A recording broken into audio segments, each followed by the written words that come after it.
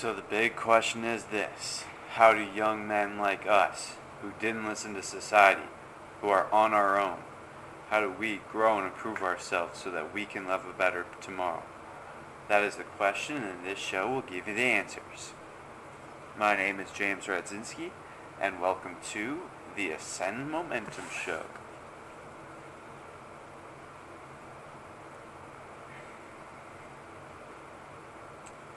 Welcome back, everyone. So, let me tell you, yesterday,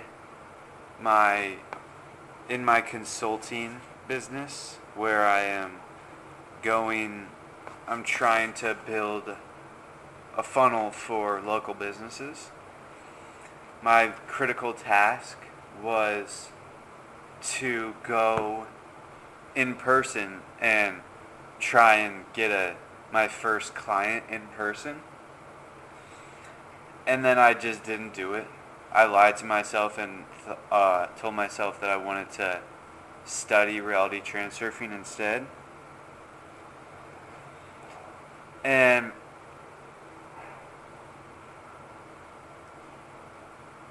my friend, slowly but surely, without hurting my ego, brought it to my attention, and then over time I was able to realize that I got to do it today. And so I did it today, and the first place that I went to, I was super nervous, and I was biking there. And I did my research beforehand. I looked up what each of their names were.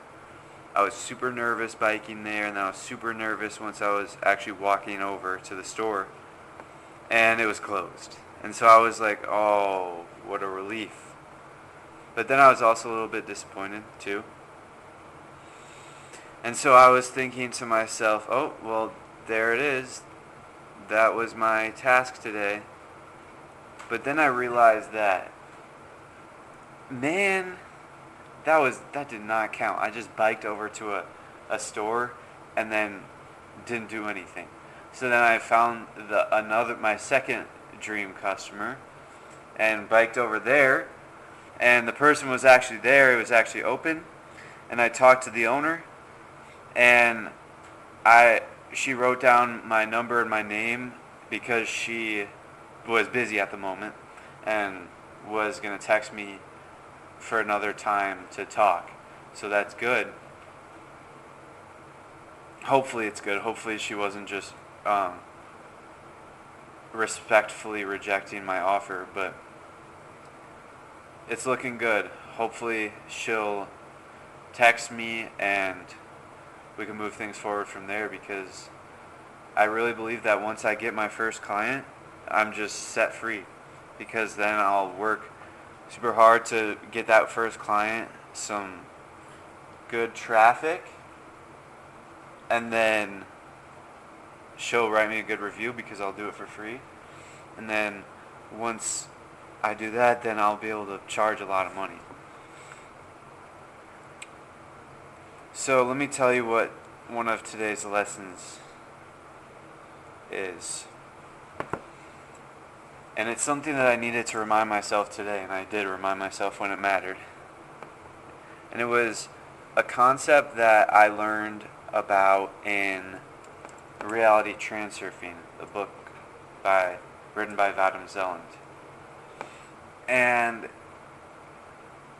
that concept it's basically where you do things as if you were grabbing your mail from the mailbox. You do things with the same emotion as you were grabbing your mail from the mailbox. So when you go and get your mail, you just get it. There's no emotion tied to it. You just go and grab it. Just like it's normal. It's just how it is. So think to yourself how you feel, act, and how you're thinking when you grab your mail to the mailbox, and that's how you should do most things that's how you should do things. And I've only read it one time through, and I haven't read that part yet. So on my second time through, so I'm not very knowledgeable on this topic yet, but I think that you're supposed to do that when you're doing important work. And today I tried my hardest to, while I was going to the business, I was trying my hardest to do it as if I was grabbing my mail. And it was tough. And I definitely did not do it as if I was grabbing my mail, but it definitely helped me through the experience. And that was one thing that got me through the experience. Another thing is, I'll explain to you in story format. I've already told this story before on my podcast, but I'm going to explain it again. So there's this, have you heard of this thing called LOA? Law of Attraction, right? Well, there's also this other thing called Law of Advancement. And what that law says is you must go down before you go up. Everything that goes down will come up. And this law applies to everything in nature. So think a house. You have to dig a hole, so you go down, and then you get to fill it and fill the foundation, and then before you can start going up to build the actual house. So that is one thing. Everything must go down before it comes up. And I want you to think about another thing. Think about a seed. And this is a tree seed. So it will grow into a tree. If it wants to grow into a tree, it doesn't just go straight up and grow into a tree, right? Where does it go? It goes down and spreads its roots. So it goes down and spreads its roots and then goes up into a tree. So it must go down before it can actually go up. Now, I want to tell you a quick story real quick. There were 2 eagles, and they were pregnant. The wife was like, "Honey, we're pregnant." And the father was like, "Oh, that's amazing news. Let's go build a nest." So they go fly over to the tree, build a nest, and they have 4 eaglets. 4 baby eagles. And though there's dogs upstairs and it's distracting. I'm sorry, guys. But let me keep going with the story. There are 4 eagles, right? And the mom flies in every day to bring them food. And all the babies are like, "Mom, can we learn how to fly? Can we learn how to fly?" And the mom is like, "No, not today." And then the next day rolls around. Mom flies in and brings in some food. The babies see that the mom can fly and they're amazed. They want it for themselves. And they're like, "Mom, can you teach us how to fly? Can we learn how to fly?" And the mom is like, "No." And then this repeats for 20 days. And then on the 20th day, the mom flies in, gives them food, and then the babies are like, "Mom, can you teach us how to fly?" The mom is like, "No, not today, but tomorrow's your first lesson." So tomorrow rolls by, all the baby eaglets none of them slept because they're so excited. They're so excited to start learning how to fly. And they fight over who gets to go first. And during the first lesson, the mom puts the first baby eaglet on her back, and then she starts flying. And the baby goes, "Higher, higher, Mom, higher." The mom goes higher and higher and higher. And then eventually, woo-hoo, the mom turns over and drops the eagle. And so the eagle is falling to its death, falling to the ground, and he's screaming. He's like, "Mom, why? Oh, I'm going to die, I'm going to die." And then he's super scared. He's like extremely scared. And then right before he lands on the ground, the mom swoops up and catches him and saves him.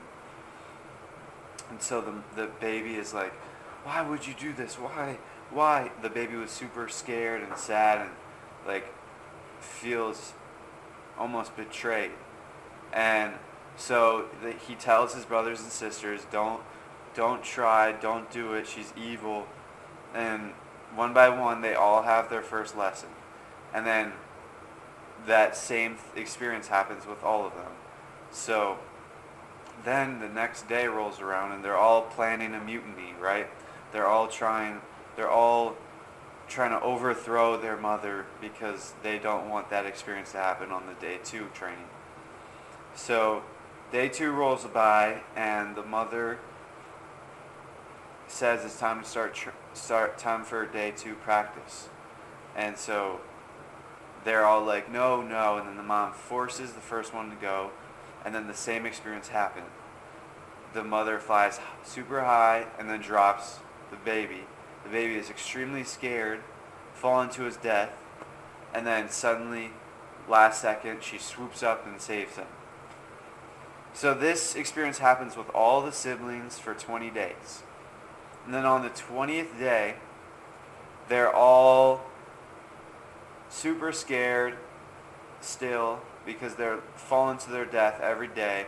And then on the 20th day, the first lesson happens and they go up, and then she drops the baby. And then this time it was different. The baby eagle's wings, the wind caught the wings just perfectly to where he started gliding. And then he realized that he could fly. And so now he started flying over to his home. He started flying back to the nest. And the same experience happened with all of them. They were all able to fly now. So this whole thing teaches us that in order for you to learn how to fly, the eagles don't learn how to fly by going up, like how in the beginning of the lessons the mother would fly up and up and up. That wasn't teaching them how to fly. In reality, they were learning how to fly by falling down, and then they were able to, after a while of falling down, they were able to actually start flying up. So that's the learning curve. Actually, you go down and then you get to go up. And so baby eagles' success rate for learning how to fly is 100%. Now, humans' success rate, on the other hand, is 3%. Now, why do you think that is? Well, it's because we have choice. We get to choose what we become. So, think about an oak tree. An oak tree does not get to choose what it becomes. It could be cut down and turned into toothpicks. It could be turned into a wooden plank. It could be turned into a chair. Toothpicks are worthless. A wooden plank is a little bit more valuable. A chair is a little bit more valuable. Or it can be turned into an $8 million cello or a piece of music instrument. And that is worthless to some people. Or that is priceless to some people. Sorry about that. But what I'm trying to say is the oak tree doesn't have choice of what it gets to become. It gets to become whatever someone else chooses it to become. And that could either be a toothpick, worthless, or it could be an $8 million cello played by the world's most famous, amazing musician. And that is priceless.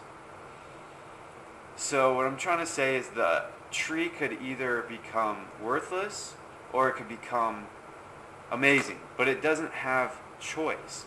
It can't choose either or. Someone else chooses for him. And this applies to us because eagles succeed 100% of the time, but we only succeed 3% of the time because we have choice.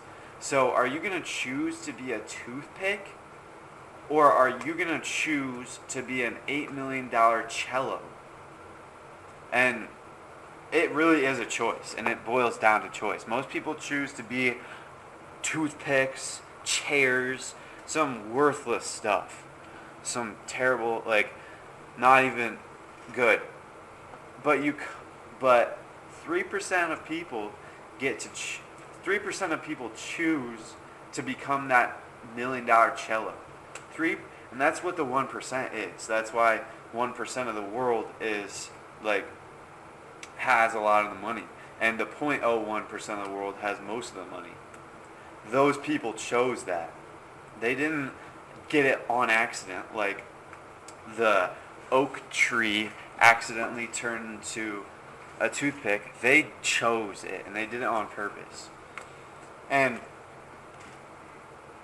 right now we're all choosing whatever we get. Everything you get is because you chose to get that thing.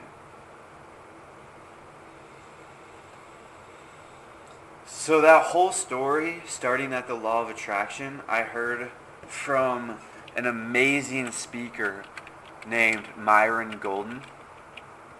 And if you have the opportunity to listen to him speak, he is outstanding. Now, I haven't heard him speak outside of other things, but I did hear him speak at Russell Brunson's Your First Funnel Challenge. And he was amazing. He talks about mindset and all kinds of things. He's also he's really into business too, so he talks about business as well. So in my studies this morning, while I was studying Expert Secrets this morning, I realized that there's one thing that is an extremely valuable tool that I've been trying to use a lot, and it's when you're teaching something. When you're teaching something, you teach first. You introduce the topic, and then second, you tell a story of how you earned it or learned it. And what this does is it builds the value of that thing that you're sharing, because people won't see the value in that thing that you're sharing unless they see what it took for you to get that thing.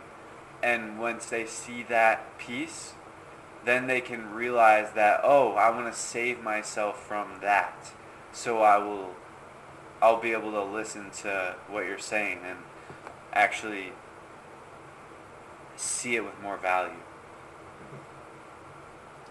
And then once you explain that story, you go into the strategy of it, so just the outline, the overview, and then you go into the tactics one by one, like each step by step, the tactics, like how it's actually done.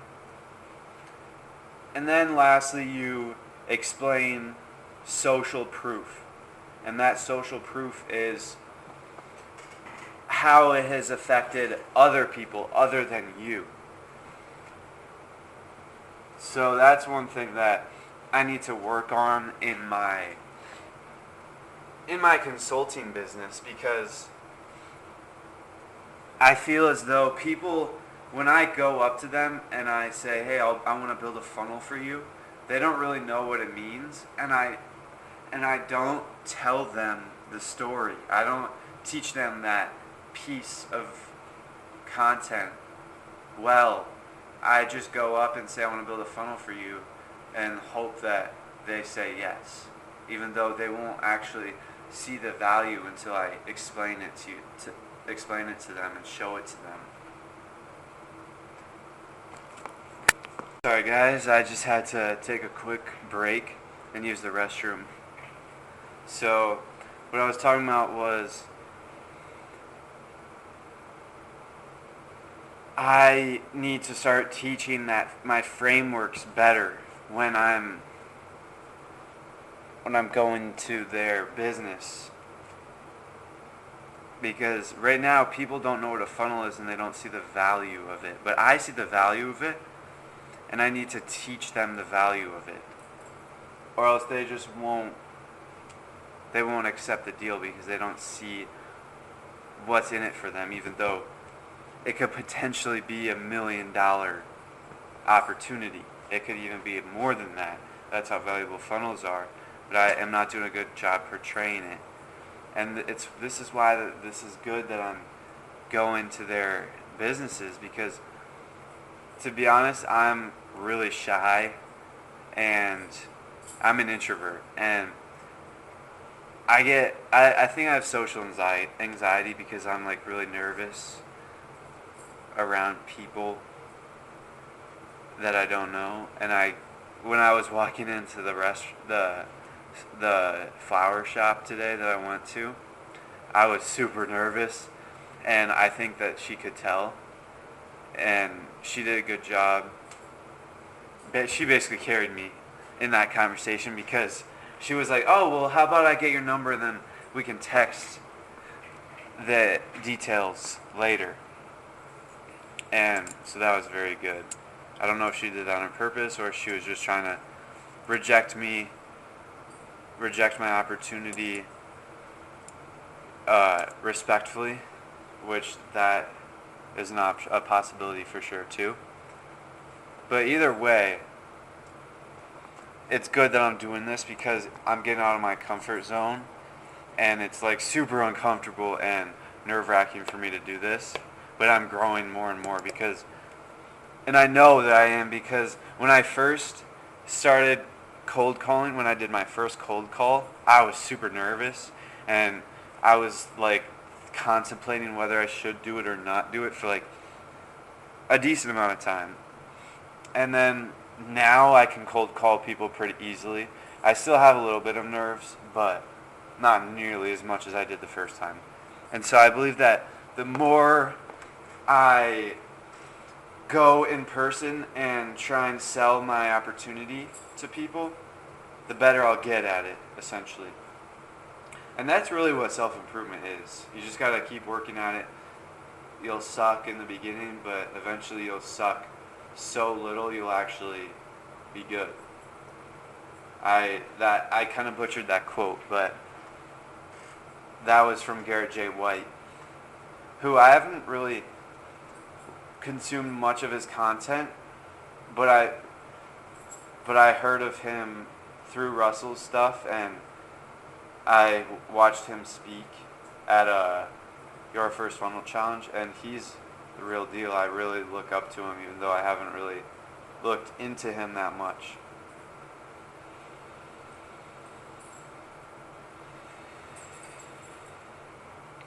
So today,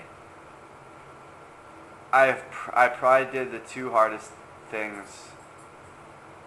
I wouldn't say the going to the business in person was one of the hardest things I've done, but it was definitely one of the most uncomfortable and hardest things that I've done in my life. And the other hardest thing that I've ever done was lately, me and my friend, I'm going to tell you a quick story real quick, but just to give some context, but lately me and my friend have been climbing a lot of trees. We hang out every single day at the park, and we climb trees barefoot and no shirts, so we're only wearing underwear and shorts. And we just climb trees and hang out up there, and it's fun because we're with nature. And climbing trees are really good for you. And yesterday we climbed the hardest tree we'd ever done, which was, usually we only climb trees where we can reach a bottom branch. But yesterday, for some reason, we chose to climb a tree that was the bottom branch was not reachable. So my strategy was to bear crawl, like basically hug the tree and inch my way up. And mind you, I was just wearing shorts. I wasn't wearing a shirt or anything. And so I was getting cut up. The tree was scratching me up, tearing up my skin on the way up, but then I made it, and that was an awesome achievement. But it did take the toll on my skin because my skin got cut up. And then while we were on top of that tree, we were probably sitting up there for like at least 30 minutes, maybe longer, and just chilling. And we saw this tree right next to the tree that we were on, and it was an even more difficult tree. The lowest branch was even higher than that first tree that we climbed. So we had to bear crawl even higher all the way up. And the texture of the log was even more tough. So it would tear up our skin even more. And so we were just like, let's climb that tomorrow. And we said that yesterday. And so today came around and I climbed it. I went all the way up and I was just inching my way up. It probably took me, I don't even know how long it took me to climb up. Felt like 2 minutes, maybe 3 minutes, but it was probably only like a minute or two. And that skin tore up my skin a lot, and it was very painful. I didn't really bleed that much, just like on my legs and my feet. But my like entire stomach and all of my arms are like cut up, not bleeding, but like the skin is torn up. And I was able to climb it, and that was one of the hardest things I'd done all summer. Maybe not all my life, but definitely all summer. And because think about it, I was basically hugging the tree with my legs, and I was just squeezing it with my legs and my arms, and then squeezing super hard with my legs, and then moving my arms up a little bit, and then squeezing super hard with my arms, and then moving my legs up a little bit, and I would just inch up like that, like an earthworm. And slowly but surely, after a lot of pain, I made it up my first try, and that was one of the hardest things ever because, first of all, that, but also, it's probably because I'm deficient in some nutrient, but after I did that, my arms felt super weak, like more weak than they ever felt, and they like hurt. They felt like they were on fire. And it wasn't my arm, like my skin, or my bicep, or my tricep. It was kind of like the meat around my elbow, almost. And so that was an extremely painful thing, just sitting up there. And so then I eventually went down, and that was, going down hurt just as much as coming up, because it was too high of a drop to just land and drop with my drop just normal, because I wasn't wearing shoes, and also it's just too high of a drop anyways, too high of a fall. I would have like broke my leg. And so I essentially hung off the lowest branch and then hugged the trunk with my legs and then let go and quickly grabbed the trunk with my arms. And then I was essentially sliding down the branch like I would slide down a rope. Imagine getting rope burn, but sliding down a tree trunk. And that was me today. And it like tore me up again, and then halfway through I was able to just jump off. And it's because I was low enough to fall down. And that like tore up my skin a lot. And then plus both of my arms were extremely weak and in pain. And that lasted for probably 20 minutes. Well, probably longer. I don't know how long. Let me tell you the next part of the story. So then we walked all the way over back to the grass, the sunny grass area where we usually hang out at the park. And then we just like got some water and then laid down, and then we started meditating, just in the sun, in the grass, laying down, just trying to relax my entire body, laying down on my back and relaxing my body eased the pain a little bit. And then you know what happened? So let me paint the picture first. We were in the middle of the park. It was like a soccer field, and we were just laying down, not moving at all, with our eyes closed, laying on our backs in the grass with no shirt, no shoes. And my skin was all cut up too. Maybe they saw that. But someone called the cops, and we didn't see who did, but the cop, like while we were in the middle of the meditation,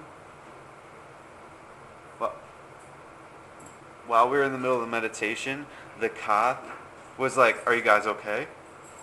And I had no idea there was a cop. And I like got up, and I realized that there was a cop talking to us, and we were like, "Oh yeah." And so he was like, "You guys live here, around here?" And we were like, "Yeah." And then he was like, "This is a wellness check.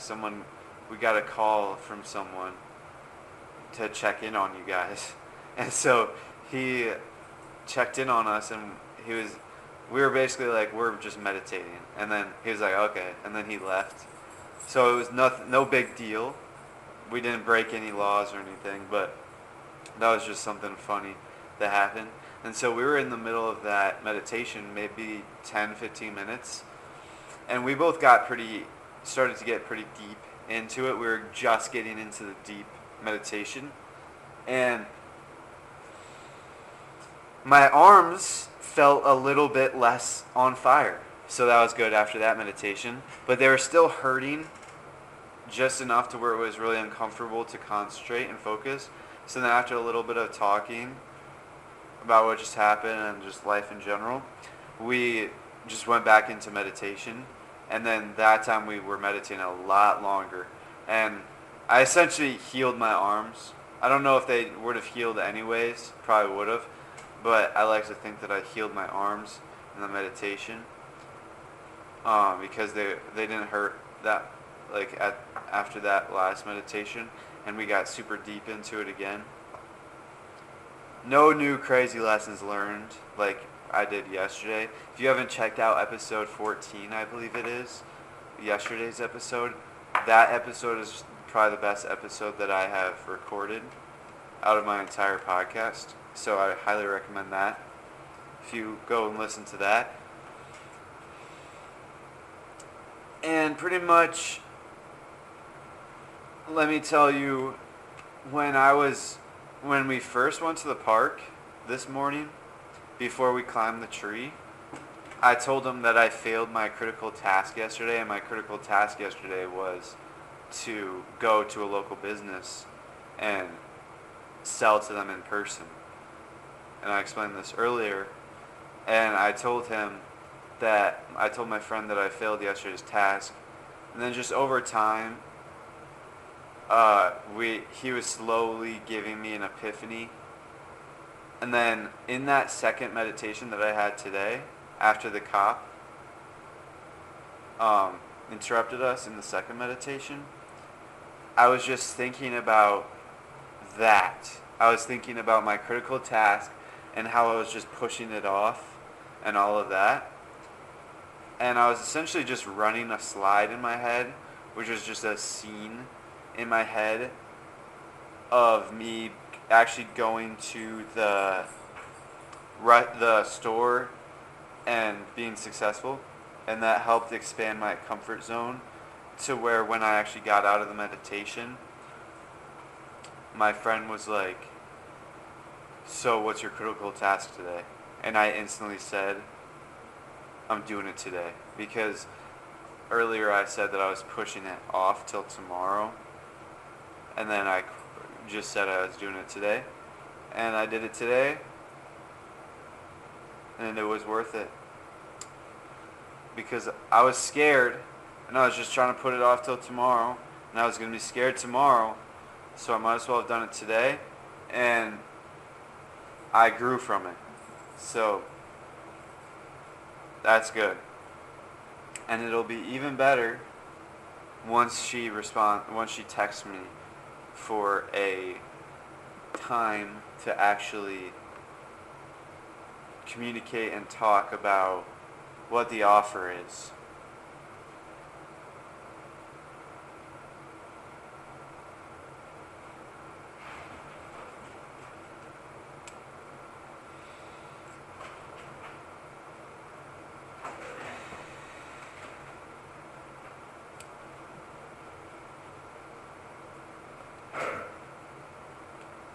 So I've been studying reality transurfing a lot lately, and that's probably been one of the best things that I've ever done in self-improvement. First, read that book, and then also, second, study it my second time through. That book essentially teaches you how to win at life. Like, there's nothing more to it. Just teaches you how to win at life. Teaches the best way to do everything when it comes to life. And teaches you how to achieve your goals, like legit achieve your goals. And I haven't achieved my goal yet, but I will. And by the time I'm famous and you guys come back to the first couple episodes and rewatch my entire podcast, binge listen, you guys will see that this guy was podcasting while he was poor, while he was broke, and he believed that he will be a millionaire. And now he is a millionaire because you guys will be listening in the future. So, reality transurfing is, even let's just say hypothetical, which will never happen, but even if I don't achieve my goals, reality transurfing is still the best thing that I've ever done because I'm way happier in life now. I'm just way happier. I don't let things get to me anymore. And that's what reality transurfing teaches you literally in the first couple pages. Or not, maybe not pages, but first couple chapters. Like, definitely in chapter 2, it teaches you how to not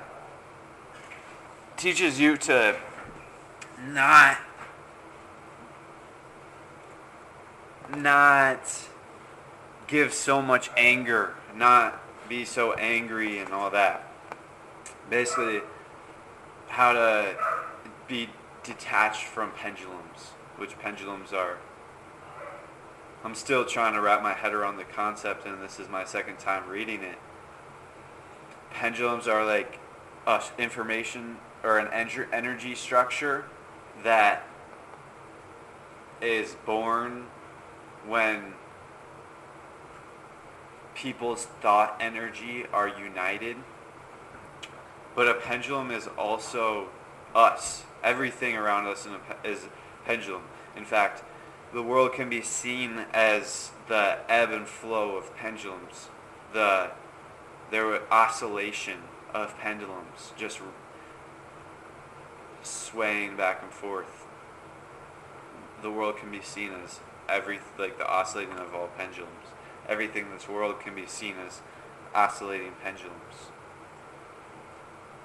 And I didn't understand that. I didn't even know what that was the first time I was reading it, but now the second time reading it through, I understand it a lot more. I definitely don't understand it completely, but I understand a lot more, and now I am able to more efficiently and better in general at living life and applying transurfing, because every moment you spend practicing the transurfing, you are consciously moving towards your goals. And that's just one thing that I've really been repeating to myself lately, because especially today I needed to hear it, because I was using Transurfing while I was doing that uncomfortable thing of going to a local business and trying to pitch them my business and help them out. And so I was using my Transurfing techniques while also using just pure inner intention, which is your, like, what you do. Sorry if you guys can hear that. My grandparents brought their dog, and now my dog and that dog are playing upstairs. And, oh wow, now they're coming down here. Sorry guys.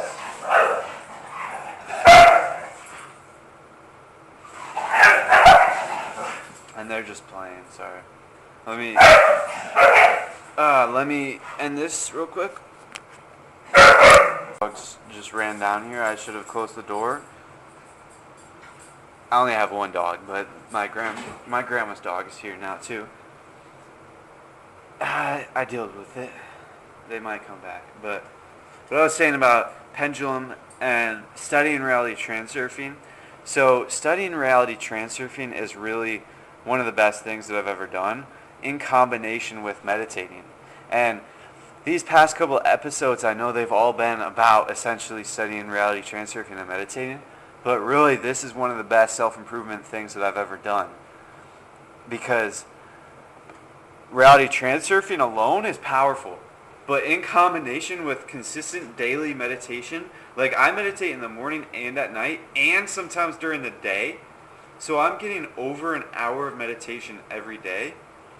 And I know for a fact, just from experience and from my friends' experience too, that meditating plus transurfing is essentially how you win at life. Like, you can achieve whatever you want as long as you're studying reality transurfing and meditating. And what I mean by studying is not just reading it. I made the mistake of just reading it through and trying to read as much pages as possible. I was reading like 50 pages a day towards the end of my first read through. And I was reading for like 5, 6, 7 hours every day. And my brain was fried during those times. And really, I don't think I retained that much information. So it was really just a waste of time. It was still very valuable to me, but it was not the most efficient time.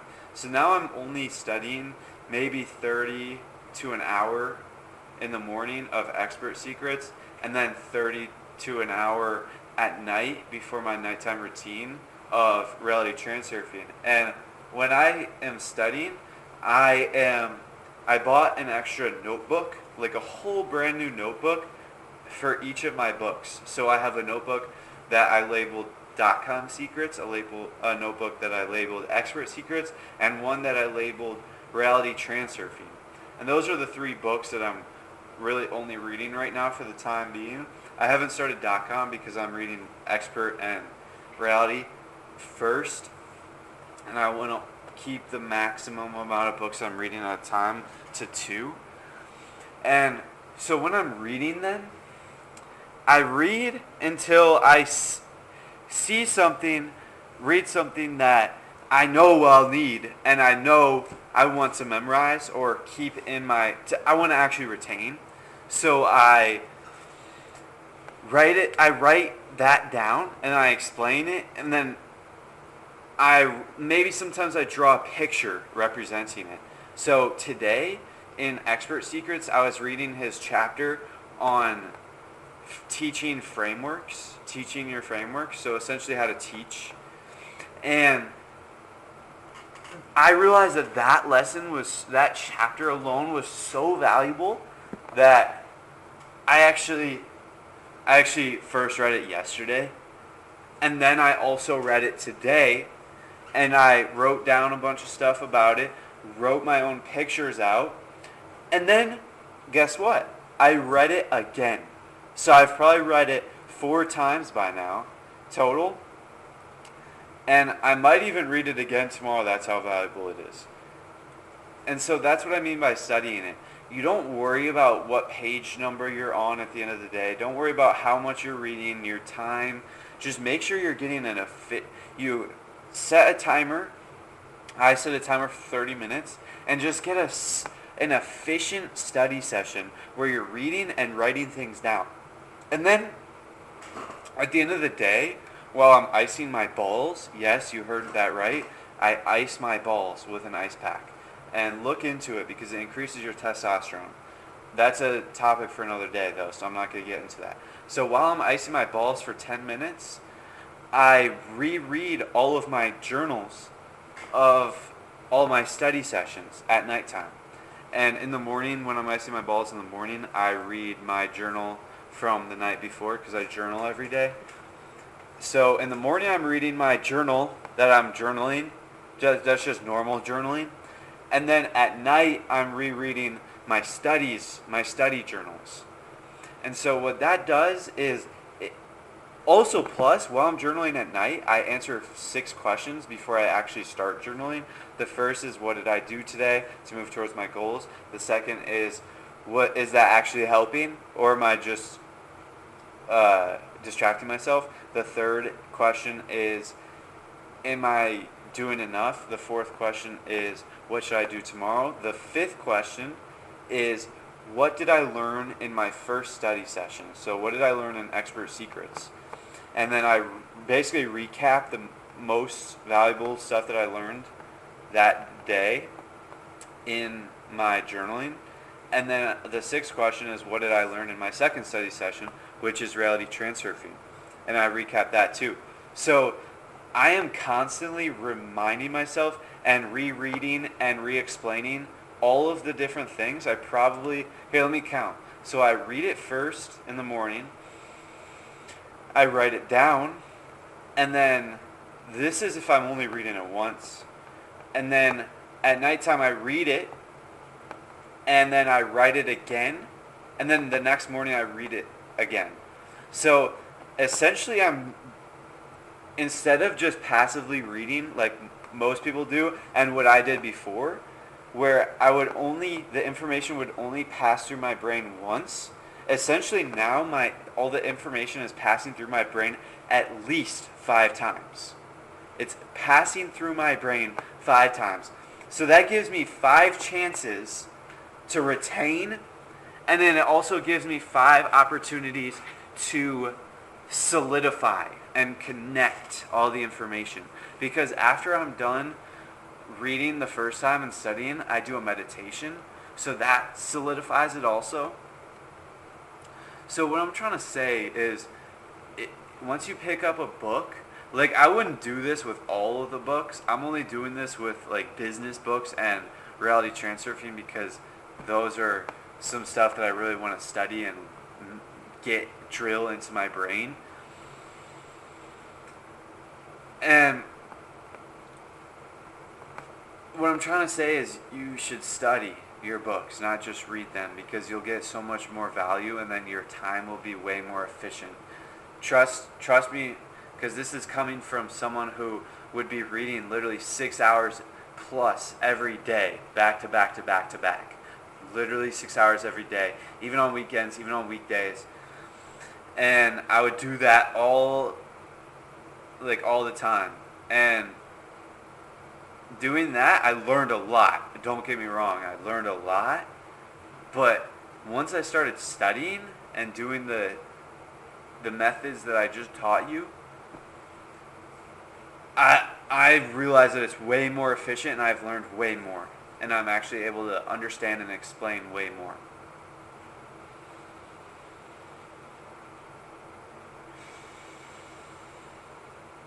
Let me get some water real quick.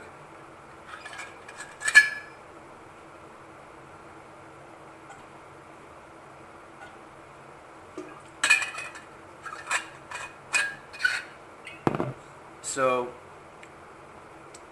also, I'm bringing it back to meditation.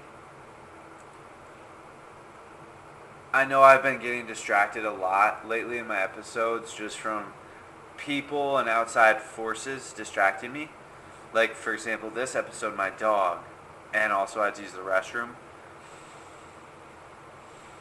But because I started meditating consistently every day, and I'm doing it like over an hour every day, my focus is so much better. And I'm actually, if you guys are familiar with this thing called being in the zone, athletes are in the zone. That's their goal. They try to get into the zone, and then basically once you're in the zone, you're like the most optimal, efficient human being that you can be at the moment, because your brain just runs efficiently, and it's basically like on autopilot. You don't have to think. You're just doing. You don't think. You just do. And that's what I noticed meditation has been for me. It's allowed me to get into the zone during times like this of podcasting and stuff like that. And that's super valuable, because once I get the ball rolling and start actually getting some real work done for my clients, then I'll be at like, I'll just be an efficient human being. I'll be like a machine. Plus, in combination with Transurfing, it'll be super powerful. So that's one thing in Transurfing, and I'm going to connect this back to a picture my friend sent me today, is you should be happy now. If you're expecting happiness to come in the future, it'll never be in the future. It'll never come. It'll always just be in the near future. And you need to be happy now if you're ever going to be happy. That's one thing that I've been working on. And that's a big principle in Transurfing. And I'm connecting it back to a picture my friend sent me this morning. And it was just a picture of a page from a book that he's read. I don't remember he didn't tell me what book it was, but I could tell it was a Stoicism book. And reality Transurfing and Stoicism are very similar, and I could tell by that one page. I haven't read any Stoicism books, but he has, and he also has read Transurfing, so he knows. And it essentially said we must be able to work where we're at now, or else we won't be able to work at all. There will always be distractions. There will always be a nicer house. We have to be able to love our house that we're at now, so we can appreciate the nicer house once we get it. And that is just true. I'm really working on becoming better at that. Wow, there's a daddy long legs right here. I know I just talked about how I wasn't getting distracted, but there's a daddy long legs spider literally crawling on my wall right next to where I'm at in my basement, and I like stuck my finger out towards it to let it walk on me, and it just ran away in fear. It just like tried to run away. And that's one thing that I realized. All my life I've been scared of like spiders and bees and all these little tiny things that I have no reason to be scared of. And like just this past summer, like literally maybe within the past 3 months, I overcame those fears. I don't know how. I just was conscious of how I was afraid, and I was being a wuss. And they're afraid of us. So, I mean, they have way more of an excuse to be afraid of us because we're like 1,000 times bigger than them. And they are just tiny, and we could squish them with one of our 10 fingers if we wanted to and kill them completely. So there's really no reason to be afraid of spiders, and that's what I realized. That's one of the reasons why I stopped being afraid of spiders and worked towards stopping my fear of spiders is when I read David Daida's book, The Way of the Superior Man. And in that he said that men should not be afraid of spiders. Like we as men, if we stand up on a chair in fear next to our girl, our woman, what will she think of us? She'll think that we're a wuss because it's just a tiny little spider. She's the one that should be afraid, and we're the one that should come in and save the day. That's essentially what he said, and that's why I stopped being afraid of spiders. And if you're wondering how you do that, the first step is to be conscious, and then over time you'll make your decisions based on that new awareness of your fear, and you'll overcome it. So reading is one of the best things that I've ever done. Like, seriously, reading, I'm so grateful I started reading, and I've only been reading for maybe 11 months, probably less. I started reading maybe September or October of last year, and in the beginning I was reading very slowly because I was like, that was during school and I didn't have much time, but I was still trying to get a lot of reading in. So I maybe read like 4 or 5 books, maybe 4 books last year, and this year I've already read like over 20. I've probably read like 26 or 27 books total, which is not that much. Really, it's not that much. And I'm already like super far ahead because I have read all those books.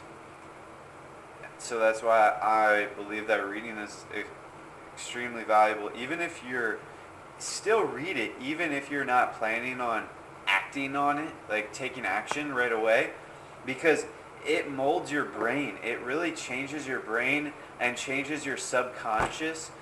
So if you can change your subconscious to make better decisions, that is probably one of the best things ever, because then you're going to want to make those decisions. And also, you might make those decisions on autopilot next time, like when you're asleep, which you don't want to be asleep, but I know the reality of it, we're all have been conditioned to fall asleep. And what I mean by asleep is not present. So if you can change your subconscious to make better decisions, that's huge. And that's why I believe that reading is such a valuable thing, because you're really just consuming another person's life work most of the time. It's their life work. And it's like all of their experiences and lessons and stuff that they learn throughout their entire life. And if you get it from a good author and you really read their stuff, even the first read through, most of my books I've only read once. I've only read another book completely through a second time, and that was Millionaire Fastlane. I've only read one book so far, 2 times. And all my books I've read once, and my mind has been shifted and molded based off of their life lessons and stuff just from one read. And that's why I've picked my best books and I'm rereading them over and over and over again, because those are just so valuable, and I want their knowledge to mold my brain to have their knowledge, and just I want my brain to be able to make those decisions on its own, easily, subconsciously. That's why I'm focused on transurfing, because transurfing is probably one of the best things. Transurfing is 100% the best book that I know of to mold your brain to make decisions subconsciously. Because if you're a transurfer subconsciously, you are one powerful human being, and you can essentially do whatever you want. And that's really what Jesus was. I'm sorry to bring this to Jesus. I'm not a Christian. I grew up in a Christian household, but I'm not a Christian. But I definitely believe in God, and I know that Jesus exists, because that's like facts from history.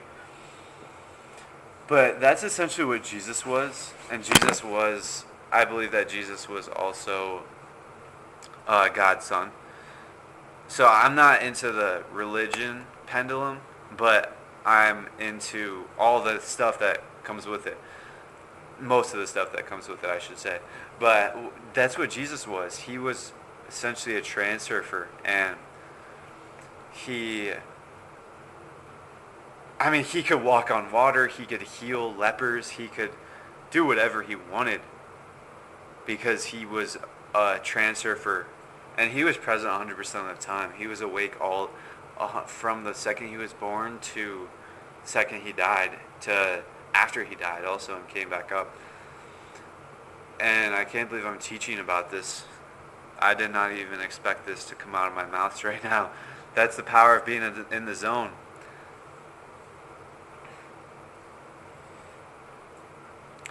To wrap things up, don't forget to download your favorite episodes and subscribe to the Ascend Momentum Show. But before you guys leave, make sure to remember the Eagles.